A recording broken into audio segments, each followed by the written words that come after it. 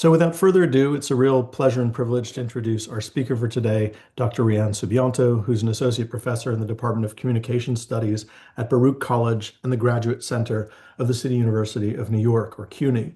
She's a media historian of Southeast Asia and specializes in Indonesia, and her research explores global communication in the context of 19th and 20th century colonialism and capitalism. And she shows how technologies, infrastructures, and communicative practices are deeply entangled with power, labor, and ecology. She's a senior fellow of the Andrew Mellon Society of Fellows in Critical Bibliography. She's on the editorial board of leading book series and journals and on the executive committee of the New York Southeast Asia Network. She's also an editor at indoprogress.com. She's currently working on her second book, which I find very fascinating in terms of the topic. It's exploring the environmental history of global communications, reconceptualizing media as ecological material systems, and looking at key plants in Southeast Asia like gutta percha, which is essential to the transoceanic submarine cables, which connected the global telegraph system in the late 19th and up through the early mid 20th centuries. But let's not get ahead of ourselves, as she's still working on that book, as far as I know. But we're here to talk about her first book, Communication Against Capital, Red Enlightenment at the Dawn of Indonesia, which, as I mentioned earlier, was published by Cornell University Press last year in 2025. It's a pioneering work amidst a new wave of scholarship on revolutionary socialism in Southeast Asia. So it marks an important new step in our understanding of this key element of modern Southeast Asian history. Over to you, Rianne. All right. Thank you so much, John, for the very generous introduction. Let me start by thanking the Sosui Hock Southeast Asia Center at LSE for hosting this book talk. I'm especially grateful for John, Petra, and Yoko for the invitation and for organizing this event. Thank you also to all of you here. I know we have a small group, but I know that that means we will have a very nice and intimate conversation later. So I'm feeling so thrilled and so honored to be in your company, and I look forward to our conversation later. I'm gonna start my PowerPoint later soon, but I'm gonna show you the book here. So Communication Against Capital. All right, there you go. Communication Against Capital, Red Enlightenment at the Dawn of Indonesia is 1 year old. It was published. It was published on February the 15th last year, and since then the book has taken me to classrooms, conversations, translations. We're working on the Indonesian translations at the moment, and debates with colleagues, students, activists, and labor union organizers. And it's also been reviewed at the Jacobin magazine and in Indonesian in Tempo magazine. So I'd like to take an opportunity once again to express my sincere gratitude to readers, colleagues, and communities for seriously engaging with the ideas in the book. The book began as a humble dissertation project in 2012 and took me to archival sites across several continents where I met dozens of new colleagues and communities. One person I'm especially grateful to have encountered during that time was Professor John Seidel. We first connected through through email correspondence about our respective projects. When I later faced a difficult review process with the manuscript, and this is just a reminder that book publishing can be very daunting and that such challenges are totally normal. John generously offered to read the entire draft, even though we had not met in person. And his thoughtful feedback and fresh perspectives were instrumental in helping me revise the book into its current form. I think more importantly, and I'm sure there are students also scholars in the audience, that this experience showed me how John serves as a role model, demonstrating the importance of intellectual generosity and community support in the production of knowledge. So John, thank you again so much for all your support. Now, over the past year, many people have shared their thoughts and questions with me. While many emphasize the period's importance and legacy, there is also a lingering sense of pessimism. One community organizer told me, "I'm proud of the history of the Red Movement, But it's hard to imagine that we can achieve the same success in organizing a working class struggle in Indonesia today. Then another person expressed concern that terms such as cultures of resistance and women's rights today have been co-opted into a liberal agenda rather than revolutionary one, especially in the context of ongoing anti-communist campaign that continue to threaten democratic movements. So now I'm gonna put my PowerPoint here. There you go. Yes. All right, so today I would like to frame my presentation. Hold on, there you go. I don't want to see this myself. Today I would like to frame my presentation of some of the book's key ideas by responding to these concerns. Particularly, I'll draw from chapter 2 of the book, Red Enlightenment in the Roaring Twenties. So in the book, I argue that the Red movement of 1920s produced its own kind of enlightenment, the red enlightenment.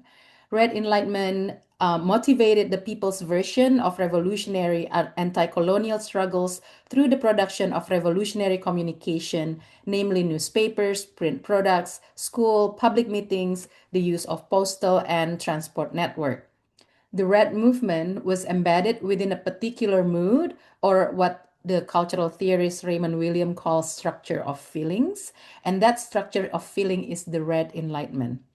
Or in the language of Gen Z today, red enlightenment is essentially the vibe of the period. Okay, so if I look back at the history of the archipelago that is now called Indonesia in the past 500 years since the arrival of Europeans in the region, I would say that the 19th and 20th century are ones of the important periods in Indonesian history that witnessed deep transformation in the political, economic, and hence social cultural structures of the people. In the long 1800s, Indonesians went through a radical economic transformation. One key moment was the cultivation system between 1830 and 1870, a forced labor system that pushed people away from subsistence farming and into commercial agriculture. Through corvée labor, many were required to grow export crops instead of food for their own communities. This shift changed the structure of the economy.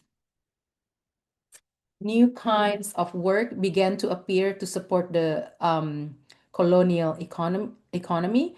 Porters, coolies, loaders, escorts, messengers, people moving goods from the interior of the islands to the coastal areas. As agriculture production increased, other jobs also emerged. Keris makers, jewelry makers, small traders, what's important here is the rise of the so-called non-agricultural economic activities. These changes meant a few things. First, mobility increased, even though movement had previously been restricted. Second, new forms of social life emerged. Pasar or markets, such as the one that you see on the slide, and roadside stalls began to appear, creating new spaces where people met, exchanged goods, and shared information. And third, money started to be used. Wage labor became more common, and money increasingly functioned as a key means of exchange. By the late 19th and early 20th centuries, the expansion of the colonial state and the industrial scale exploitation of agricultural and mineral resources under the liberal period reshaped everyday economic life even more. Many peasants lost access to land and were pushed into wage labor, and we started to see the so-called the proletarianization of the peasantry. Landless farmers, plantation workers under brutal conditions, and by this time we are also reminded that many Javanese were sent to plantations, such as in Sumatra or even abroad in South America, in Suriname. The urban poor trying to survive in new industrial towns, and mothers struggling to sustain their families. These were the people whose lives were most affected, and they were the very people who would later come together under the banner of the Red Movement, the Pergerakan Merah, to resist colonialism. So, what is the Pergerakan Merah or the Red Movement? What is it, and why did it become such a pivotal moment in Indonesian history? The Pergerakan Merah, or the Red Movement, was a united front in 1920s that organized and mobilized for the first time ordinary and kromo, or lower class people without rank and state or status in colonial Indonesia. For the first time, they organized themselves in a popular and radical struggle against colonialism.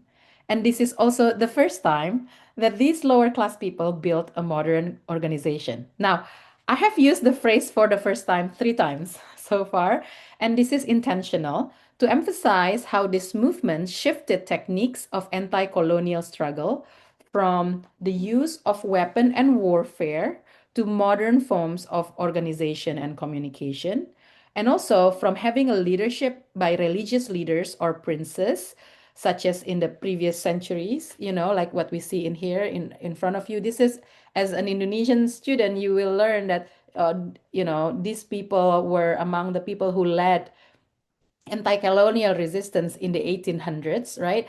And they are a prince, or they're a religious leader, or they're a fighter. But that shifted in the 1920s to, ordinary Indonesians. And then I lost my, and then also the tactics, the tactics before communism, it was through spontaneous and local warfare. But in 1920s, it's organized through a coordinated network of modern organizations spanning across the Indies and beyond, including Europe, mainland Southeast Asia, and the Middle East. Okay. Now, in 1920s, people were united in the United Front of the Red Movement around a common identity called Kromo. Kromo means the diverse lower class commoners without rank and status.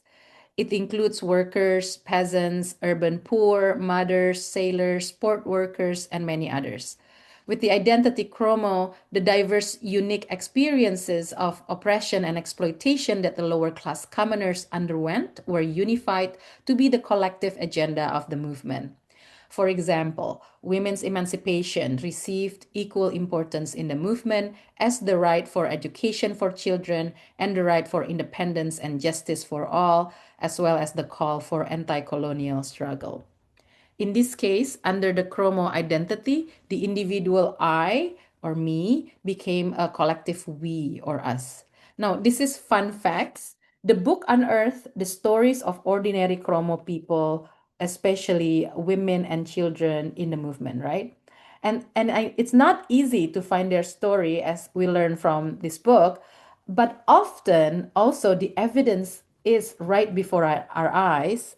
And one such evidence is this Marx and Engels forum of a photo of Indonesian women in the Marx and Engels forum in Berlin, Germany, that is there on the steel wall, right? If you look closely, these are the women from 1920s Red Movement, Pergerakan Merah. And if you look closely, the woman on the left hand side of the board in here is, her name is Woro Munasia, and she also featured in the cover of the book. So essentially, ordinary people, they did exist, right? And there are evidence, and that's what this book unearthed. Now, after more than a decade of studying its history and revisiting the book in its completed form, I remain convinced that Red Enlightenment is one of, if not the most important legacies of the movement, and one that we still urgently need in our present struggles. At the same time, if we are to move beyond pessimism, we must situate its emergence within the specific historical conditions that made it possible. The expansion of communication networks transformed social life in the Dutch East Indies. Contact with the Dutch introduced new techniques in papermaking, book production, and printing, which sparked a literary awakening in the late 18th century, or what Theodore Pigeot described as a Javanese Renaissance.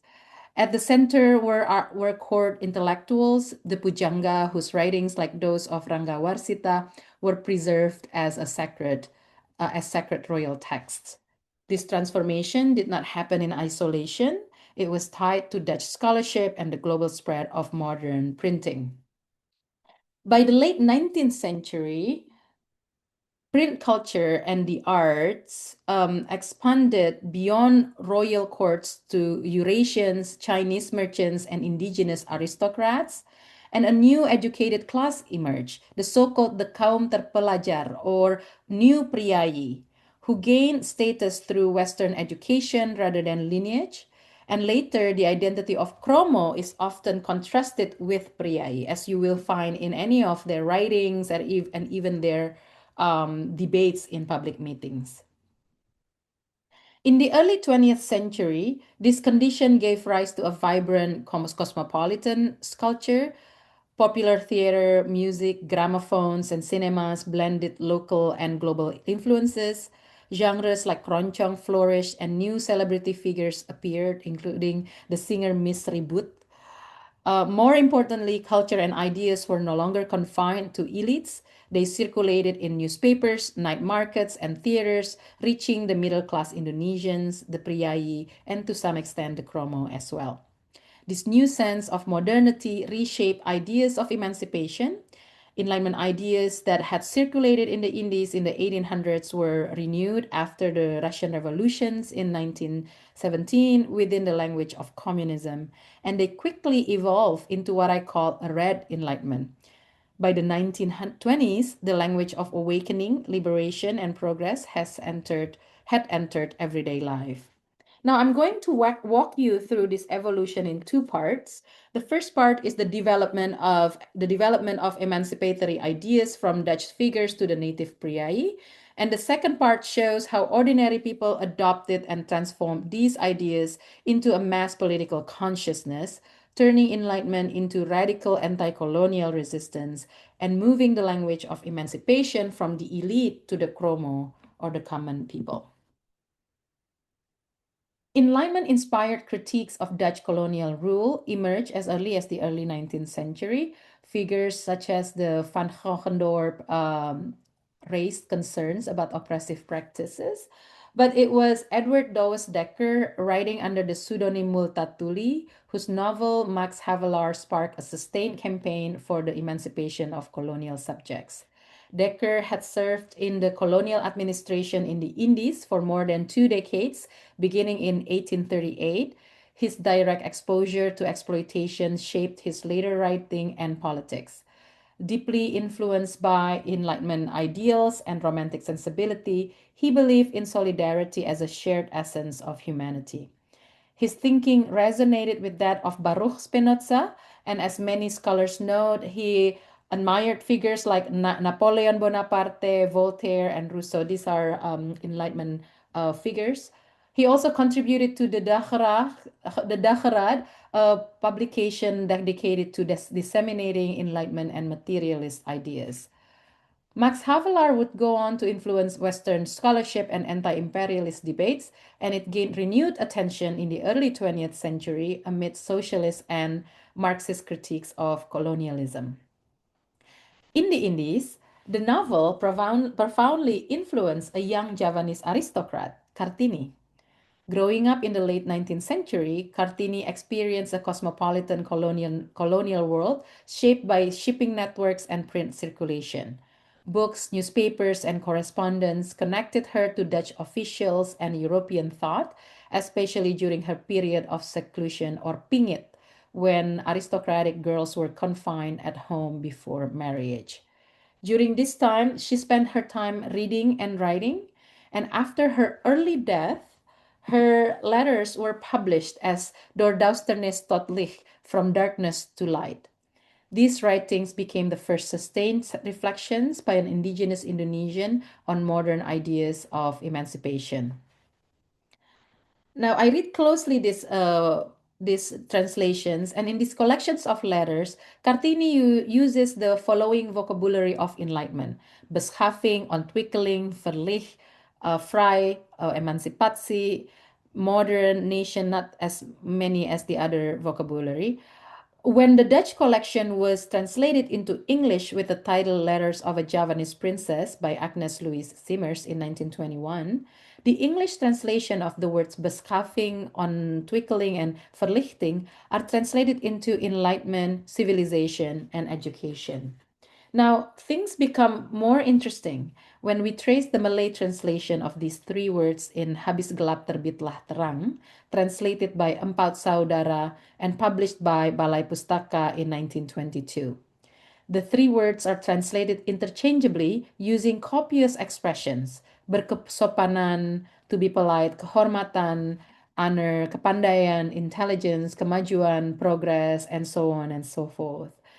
When we see closely into the word enlightenment, which in Dutch has the root verlicht, the Malay text translates it to all these words. So there is not one-on-one direct translation of the word verlicht in Dutch and enlightenment in the English translation. Kartini's language reveals the depth of Enlightenment influence. Her letters repeatedly use terms related to civilization, development, enlightenment, emancipation, yet later scholarship often retroactively framed her primarily in nationalist terms, highlighting the modernity and nation while her central concern was actually, enlightenment and education. And this is important because it reveals that Enlightenment ideas were actually already alive in the Indies, especially among educated natives. Kartini read widely from Max Havelaar to writings on the French Revolution and European women's movement. Her cosmopolitan intellectual world challenges the idea that modern consciousness emerged purely from nationalist awakening. As the late Ben Anderson observes, metaphors of awakening often describe a shift from tradition to modernity, but the indigenous roots of this awakening remain complex. And um, my argument is that rather than seeing this process as simply Western influence versus indigenous tradition, uh, uh, it's so important that it is more accurate rather to recognize that colonial subjects were already embedded in global intellectual currents. And this broader awakening was not limited to Indonesia, so it's not really unique of Indonesia actually. Across Southeast Asia and beyond, similar movements were also unfolding. In the Philippines, the educated middle class known as the Ilustrados, which literally means the enlightened ones, drew on liberal and enlightenment thoughts. Among them was Jose Rizal, who also read Max Havelaar. And then across Asia, intellectuals such as Jamaluddin Al-Afghani, Ho Chi Minh, Sun Yat-sen, Rabindranath Tagore, Ali Shariati, Sayyid Qutb, and Mahatma Gandhi, all of them wrote about emancipation, dignity, and the possibility of an awakened Asia. And even W.E.B. Du Bois from the United States recognized this as a global surge of colored pride. Within the Indies, this intellectual energy was reinforced by the ethical policy that began in 1901, which expanded access to education, association, and print media. Kartini's aspirations helped inspire early native organizations and leaders. One key figure was Tirto Adisuryo. He is a Priyayi intellectual who used journalism as a tool of resistance. Through Malay language newspapers, he addressed educated natives and supported causes such as women's emancipation. He also founded the Sarekat Dagang Islam, later Sarekat Islam or Islamic Trade Union, and then later become Islamic Union. And the Islamic Union became one of the major engines of the pergerakan merah or the red movement. And together, figures like Dowas Dekker, Kartini, and Tirto helped proliferate Enlightenment ideas in the Indies. Their writings and activisms translated abstract ideals, such as education, dignity, equality, into everyday language and aspirations.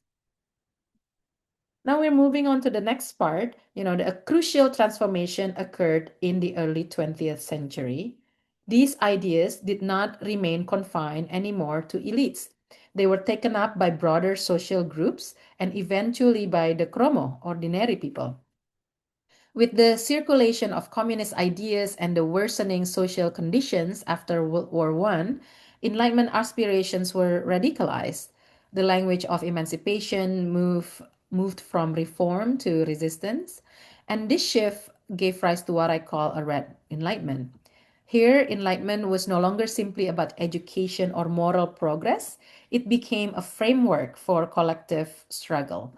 The pergerakan merah transformed enlightenment ideals into tools for organizing mass anti-colonial resistance. More importantly, the production of ideas also changed. Enlightenment discourse was no longer dominated by priai elites, Eurasians, or Dutch intellectuals. Workers, peasants, and urban commoners began producing their own newspapers, literature, slogans, and visual culture. Enlightenment discourses had moved into the street, sites of public meetings, and the printing press. Now, let's see how this red enlightenment took concrete form, right, in political language, slogans, and cartoons, and how ordinary people transformed inherited ideas of emancipation into a revolutionary culture of resistance.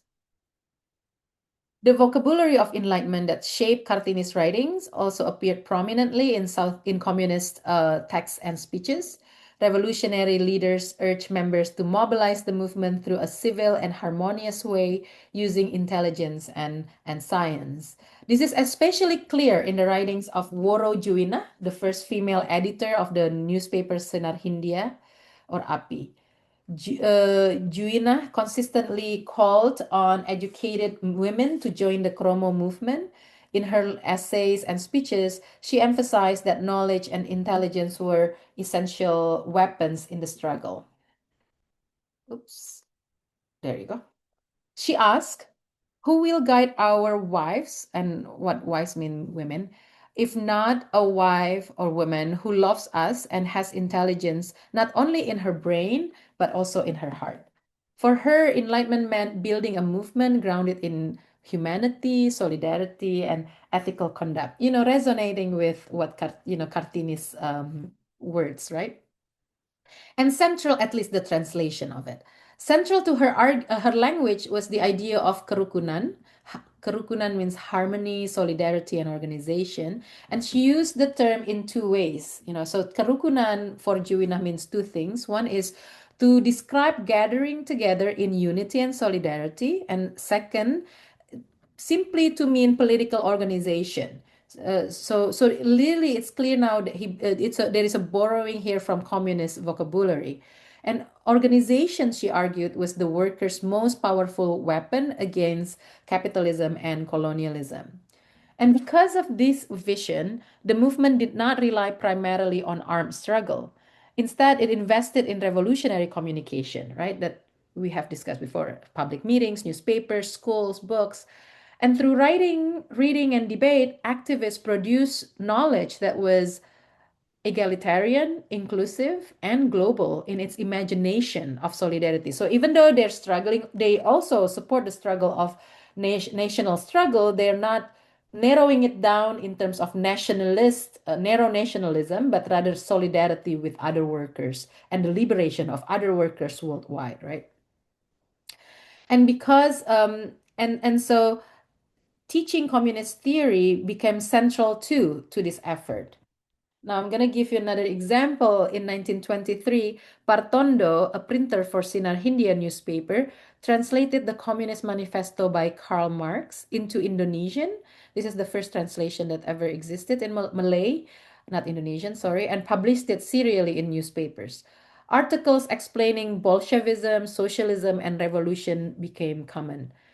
The press even published translations of works by figures like Karl Radek, a Comintern leader, alongside discussions linking communism with local cultural traditions. And translation itself became a political practice. Activists adapted foreign terms into local languages and reshaped Malay into a medium for revolutionary thought. And this was not imitation, but creative transformation, localizing global ideas while inserting indigenous concepts like sembah jongkok, and kromo into communist discourse.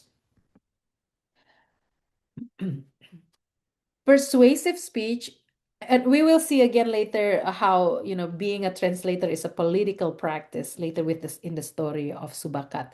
But now we're moving on a little bit to the persuasive speech. which is language designed to stir emotion and move people to act. They have existed for centuries, and we see it in wartime rhetoric, in religious teachings, and in royal literature. In the Roaring Twenties, though, something shifted. These expressive forms moved beyond sacred and elite spaces, and both their production and their audiences expanded to include ordinary people. The Pergerakan Merah adopted this technique by circulating political slogans in their newspapers, turning persuasive language into a tool of mass mobilization. How loud the voice of Sinar to defend the proletariat? Rice is the medicine for a hungry stomach. Sinar is the medicine for a lost mind. Sinar demands equality between men. These concerns went beyond the struggle against colonialism and capitalism and included a thirst for intellectual freedom, a desire for equality, a defense for humanity, and a fierce resistance against capitalism and its religious and royal allies. When reading these slogans, you can hear their courage and their fiery spirits of revolution. Visual imagery, too, became a powerful tool of resistance in the Red Movement, especially through newspapers like Sinar Hindia. In the 1920s, modern printing allowed cartoons to circulate widely among ordinary people. Cartoons were used to, not yet.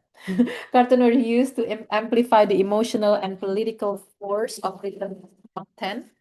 Communist leader Darsono once explained in a Comintern meeting in Russia that the movement, the Red Movement in Indonesia, in the Dutch East Indies, worked not only through political organizations, but also through artistic ones, showing how seriously visual propaganda was taken. It's hard to know who drew these cartoons because, and I tried to trace it, because journalists and artists, hid behind pseudonym to avoid colonial persecution. The paper Pemimpin, edited by Mas Marco, was seized in 1921 after publishing a cartoon deemed insulting to the government. So this is the first, based on the record that I found, this is the first time actually cartoon led to persecution. And so as the repression intensified, contributors, those artists who created this art cartoon usually use aliases like Young Red, Anarchist, or The Worker. And most importantly, though, these cartoons carried powerful political messages. This is one famous example that shows a water buffalo fighting a tiger and a wild boar. The text under the drawing reads, "If workers are united and revolutionary, not only could they have a good luck, but they could also kick out capitalism like a water buffalo that headbutts a tiger and a wild boar. Therefore, workers unite," right? And so the caption urges workers to unite here, clearly echoing the call of the Communist Manifesto. The buffalo symbolized laborers, strong, resilient, and rooted in agricultural life, while the tiger and boar represented predatory foreign colonial capitalists. The image disrupted the idyllic, beautiful Indies, the Moi India genre landscape, and reframed it as a site of struggle. Another cartoon shows a monkey humiliating a buffalo, warning that workers who remain passive will be exploited. And yet another depicts here crocodiles holding a meeting, satirizing political leaders seen as traitors to the movement. Animal symbolism drew from cultural memory.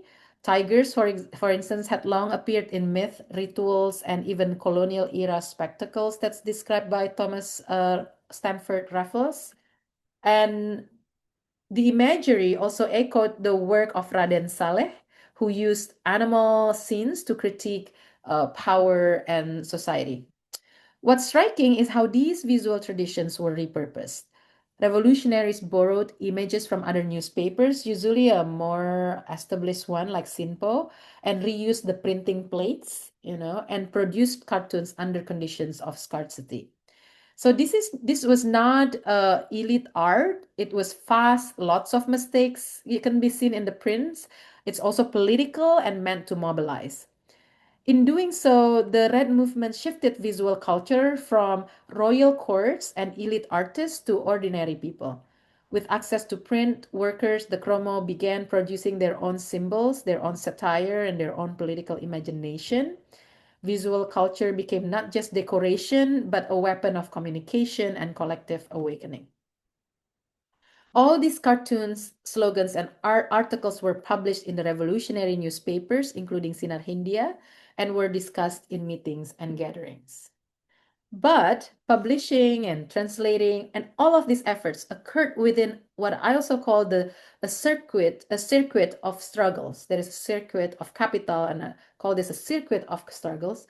In the early 1900s, a compelling, well-funded institution was built by the colonial government exactly to counter the so-called extremists. They call it extremists, that refer to the Red Movement revolutionaries. And this institution was called Balai Pustaka. As the largest publishing company funded by the colonial government, Balai Pustaka set the taste and desire of popular readers, and their publication includes the translation of Western literary products. Balai Pustaka intended to counter communism through these popular entertainment novels. Because the Red Enlightenment was produced within circuits of struggles, it also meant that the work of these revolutionaries, editors, writers, translators were dangerous work. Let's take a look at the story of Subakat, the co-founder of PARI and the redactor or the editor of Sinar Hindia from 1924 to 1925 before he fled the Indies upon facing 8 counts of press crimes. A chromo and a chain smoker, Subakat would defend truth in writing with wit and humor.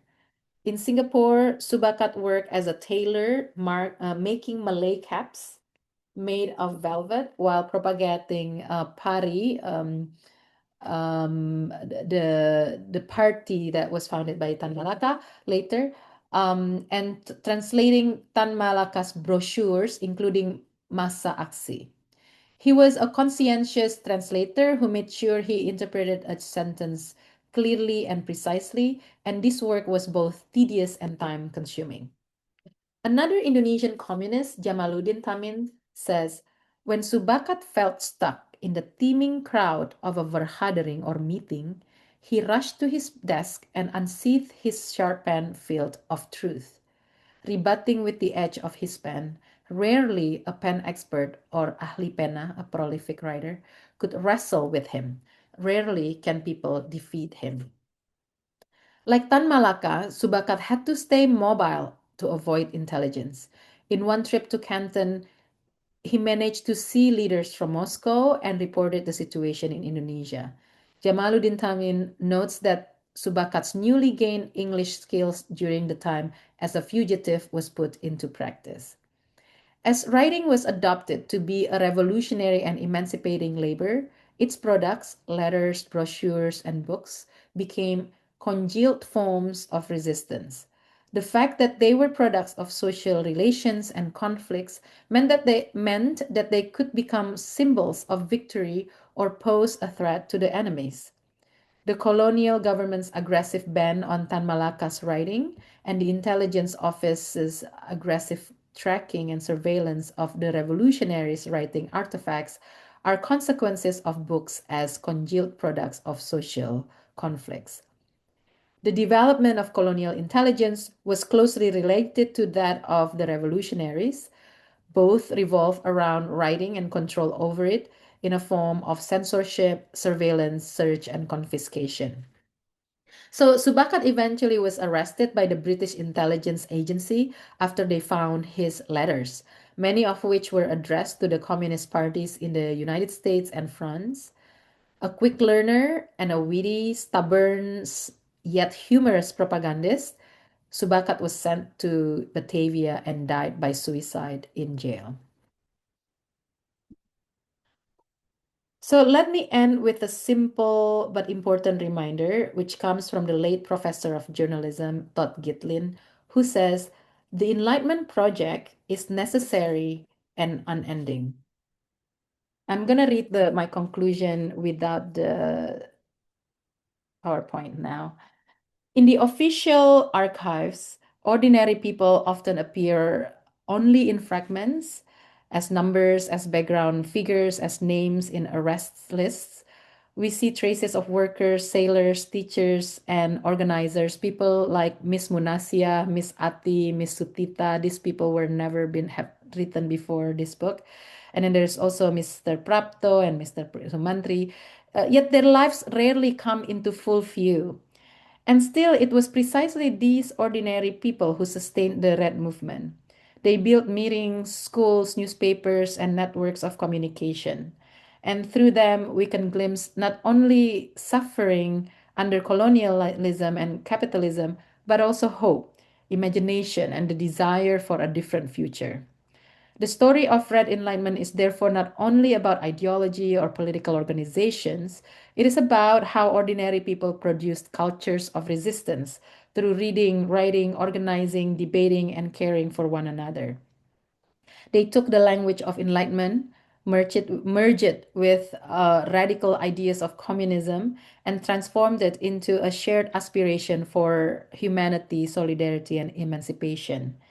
Their struggle was local and global at once, a fight against colonial rule in the Indies and a fight for the liberation of workers and the oppressed everywhere worldwide. The significance of this history goes beyond Indonesia. It reminds us that Enlightenment was never only a European moment, nor the work of a few philosophers. It has always been global, ordinary, and forged through struggles. Its universal character does not erase difference. Rather, it emerges from shared experiences of injustice and from the collective desire to live with dignity, equality, and freedom. Revolutionary communication was central to this process, such as the examples from our period. Um, Revolutionary communication is a terrain of struggle, and controlling the means of communication then is inseparable from the pursuit of democracy and social justice. Even though the pergerakan merah was violently suppressed, its emancipatory spirit did not disappear. It lived on in languages, media, and cultures of resistance, ready to be revived by future movements. The Enlightenment Project, in this sense, is not a finished chapter of history. It continues wherever people organize, imagine, and struggle for a more just world.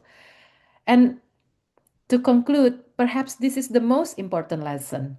In the face of exploitation and despair, ordinary people have always created spaces of hope. The Red Movement reminds us that another world is not only imaginable, it is something people have already begun to build again and again across time. Thank you so much, everyone.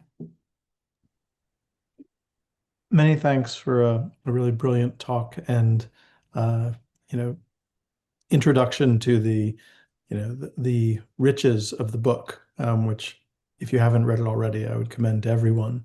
Um, we have some time for questions and answers, and we could put our questions in the chat, but there's a small group, so we could also see if people want to raise their hand and speak. Please, turn your camera on if you do.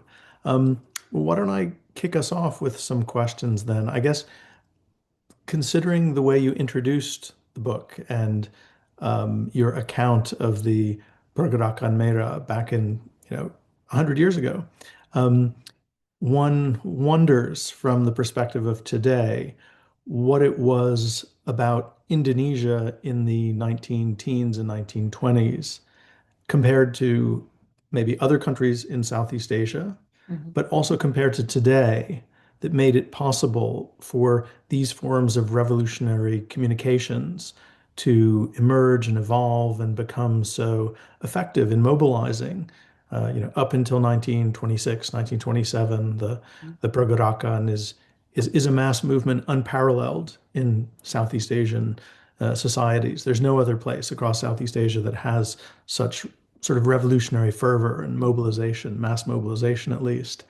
And then, a few decades later, if we take your argument that this discourse outlives the sort of repression and the period of quiescence of the 1930s and early 1940s, of course, we then see the single largest communist party and set of umbrella organizations for mass organizing outside of the Soviet bloc and China Mhm. in Indonesia under the rubric of the PKI.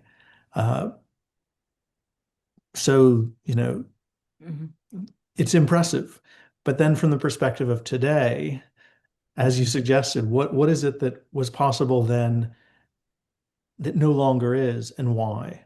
Mhm. Like, Yeah. is it, what about all the other forms of communication that are non-anti or counter-revolutionary? Is that the Mhm. answer? Mhm. So basically a comparative question, sort of latitudinally and longitudinally. Thank you, John. That would be another paper, but but that's a brilliant question, and a question that the reason a question that I also think about a lot, right? Because I'm also involved in current movements. I'm part of the present struggles.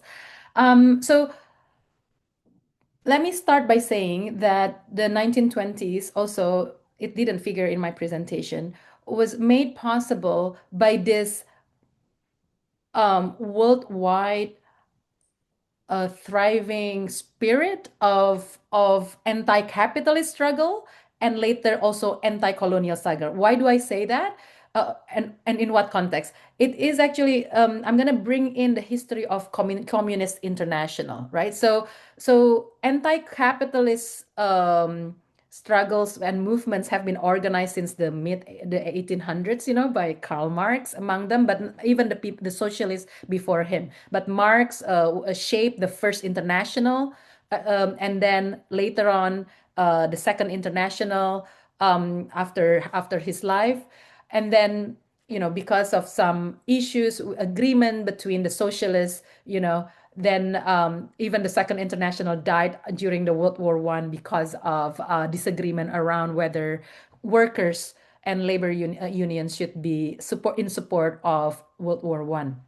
Or and so in this regard, what I want to say is that has already been a strong workers movement and labor movement, that become an inspiration for movements in the even in the early 1900s in Indonesia.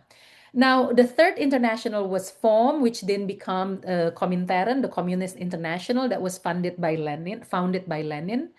And quickly, sometime in the second Congress in 1920, so it was founded in 1919, but in 1920, they and Roy, an Indian revolutionary, they were making pressure to the Comintern, to Lenin, that we need to include anti-colonial struggles in the colonies as part of our main agenda of anti-capitalist struggles, right? And so that's how anti-colonial struggle became important, especially with the Baku Congress that later on was created for colonial people in the colonies.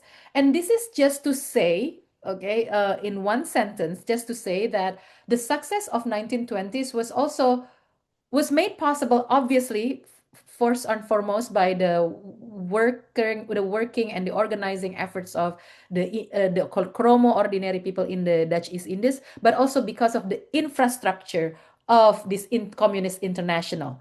And Communist International at the time was very, how do you call it, democratic, and especially I'm talking about under Lenin, right, up until 1924. And it's democratic. It resembled what we want to see in this world. But obviously, there is a circuit of struggle. So it was quick, communist movements everywhere were quickly repressed because colonies, they worked together. Also, the Dutch worked together with the French, with the British, to surveil and then capture revolutionaries in different areas. And so then communism was revived again in the 1940s, and then was killed again. So 27 Indonesian communism have been killed three times, right? In 27, and then 48, and then 65, and continue until today. So that's, if we see it in that lens, what I think is we're lacking today And so, sorry, just a comparison with why there were also other communist movement that were also successful in the period at the time up until, the 60s and all that with the third worldism, right? The Bandung era and all that. All of those was touched exactly because of that, since the Comintern, communism and left ideas, socialist ideas became popular to as a popular imagination to replace, the rotten capitalist system and its exploitation, expropriation, etc. Now, if I compare it with today, communism have been killed 3 times. We have seen the a bloody, brutal anti-communist campaign, not only that started in Java, if you have read the Jakarta method, right? It also spread out around the world, you know, how how can we, or how can we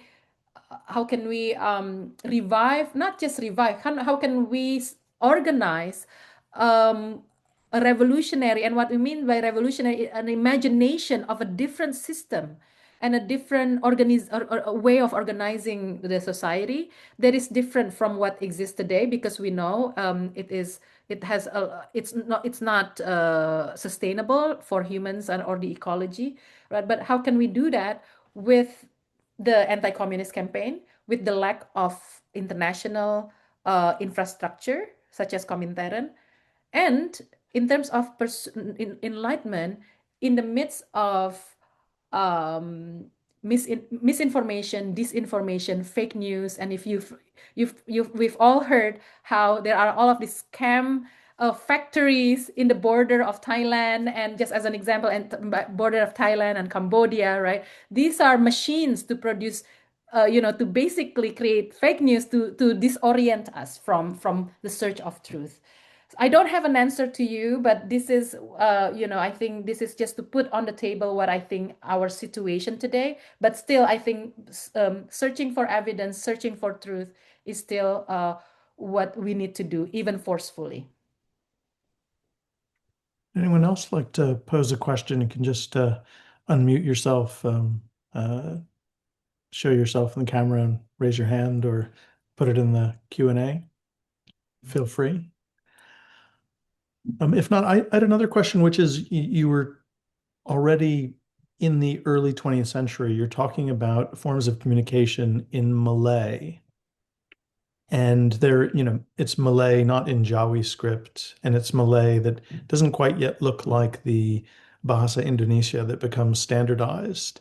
And is there something to be said that's surprising or complicated about the actual use of language and the sort of permutations and transformations of language that go on during this period? You mentioned Benedict Anderson, who is very interested in, the creation of Bahasa Indonesia and the challenges of, linking language, the possibilities of linking language to politics. Mhm. And the other authors have written about this interestingly, like the anthropologist Jim Siegel. So yeah, I'm curious whether in your investigation of the publications of the pergerakan, you found real variety, complexity, and sort of tensions and contradictions in terms of the language itself or the languages themselves. Mhm. Yeah, absolutely. I mean, when I talk about revolutionary communication, that is not just about the media, but also the language itself, because that's also a means of communication, right?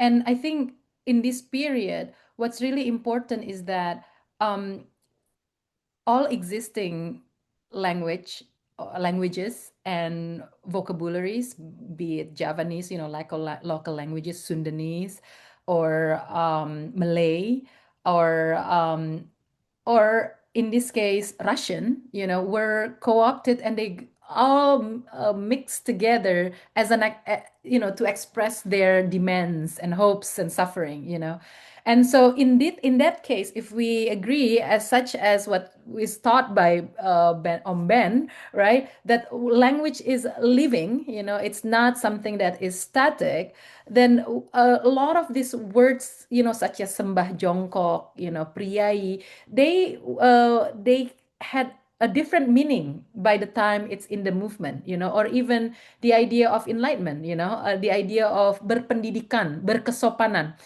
I was actually, it's interesting that you asked this question. When I first read the word berkesopanan a lot in the newspaper, I was like, why do they care so much about sopan? Sopan means polite. Why do I have to be polite? But I realized, I mean, only later I realized berkesopanan actually means civil and ethical and enlightened, you know? So meaning change in this movement. And it's attributed to this enlightenment vibes of the period and the anti-colonial, anti-revolution, this revolutionary, emancipatory vibe of the period. So that's my answer to that question. Well, you've used the term vibe a couple times, and I'm curious whether in your experience and in your interactions and involvement in contemporary politics, Mhm. you sense any possible emerging vibe today that Mhm. draws on this kind of tradition in a way that shows real potential. Because as an old timer myself, I've been struck by the increasing interest over the past 10 years in younger scholars such as yourself in this period, a sort of revived, re-strengthened, revitalized interest in the period of experimental radicalism, Mhm. um, in, in the study of Indonesian history. Mhm.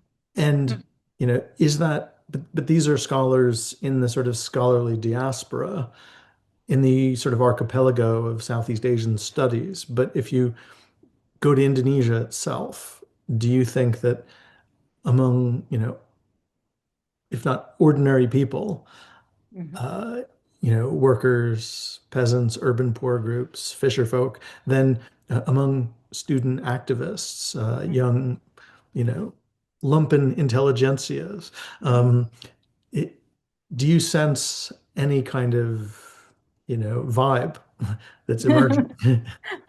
Yeah, no, that's great, John. Again, another good question. Um, in my observation, especially in thinking about, so after this book, I've been thinking about the history of the left in in Indonesia in the past 100 years, right? By the way, I have a book, we have a co-edited book coming out called The Indonesian Left in the 20th Century. So it's coming out this year.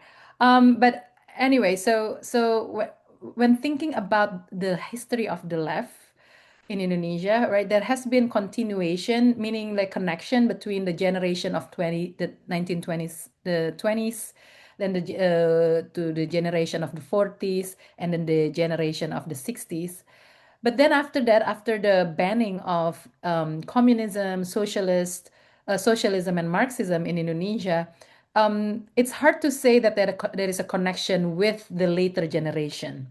But what I found interesting, and so before I go to the Gen Z, era, which is today, I found what's interesting is the generation of that 1998 activists, they actually did use the language of the 20s, such as vergadering, bergadering, they like to say bergadering, or begandringan. So they use those words. They also use some of the techniques, underground technique, bawah tanah, activists bawah tanah. This is from even the 80s, right? And they actually started the left uh, um, in of the generation of 1998. They started as a study group, as a study club in university. So a search for reading. They receive translation of writings. I heard that, I've been watching some YouTube interviews of PRD activists that said that they received translation, that was translate of work translated by exile, people who are in exile. And so that's amazing. That's fascinating. But today, when everything is actually have been in the open, right? We have access to everything easily. You can just go Google. You can find any kind of illegal PDFs right there. You don't even have to buy the books. Yet I don't actually find the language of the left, in the vocabulary of the left today.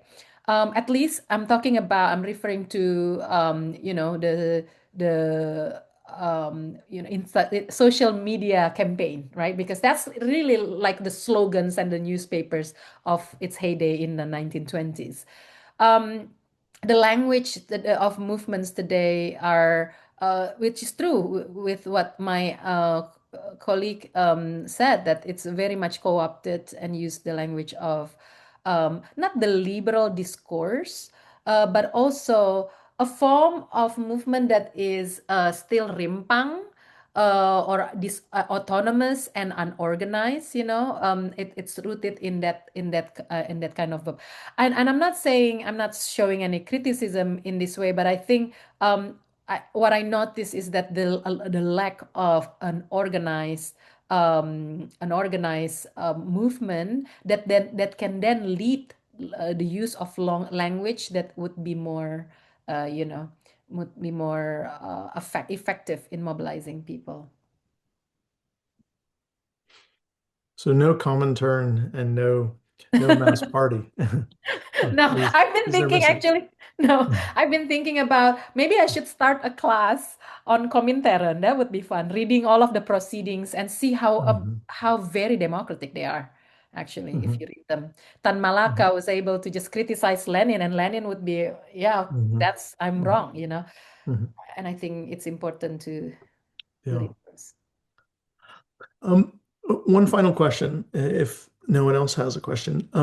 The pergerakan that you're describing in the late teens and 20s is notable for a kind of interesting sort of intersectionality and overlap, but also tension between revolutionary socialist or communist Mhm. elements, discourse, and organizational authority on the one hand, and Islamic discourse, Islamic organizations, Islamic leadership on the other. And maybe this all ended in tears by the time or before even the 1926, 1927 rebellions that led to such repression and then quiescence in the late Dutch period. But you know, could you say something about religion then, and also whether that's of any relevance today in terms of a pergerakan and a possibility for organizing that draws on the communications channels and the discursive kind of formations of Islam alongside communism? You Mhm. mentioned Tan Malaka, who famously, spoke out in favor of some kind of, synergy between what people then called pan-Islam and communism, and was basically told to shut up. Um, Yeah. but yeah, I'm curious about that element of it that you haven't spoken about Mhm. today, but which is there in the Pergerakan and also there in the book. Yeah, absolutely. It's in the book. I mean, you can't really talk about the pergerakan merah, the red movement, the communist movement as a communist movement without talking about Islam and how it figures into communist, the interpretation of communism in colonial Indonesia. So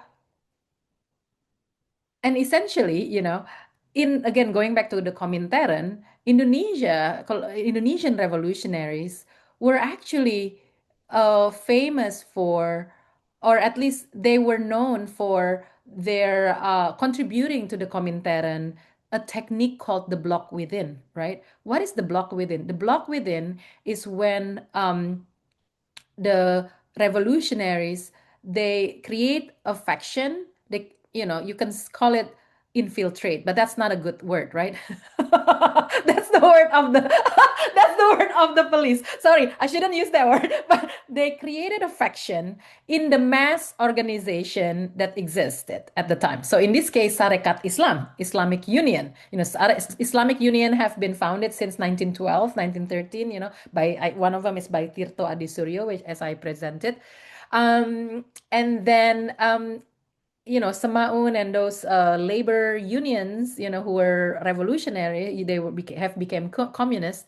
They created a faction in Islamic Union, and then by that and that way, that then they changed the direction of Islamic Union from reformist to be more revolutionary, right? So they it's still based on Chromo, but they started the discourse, and you're talking about discourse. They started a discourse of end colonialism. I mean, this is amazing.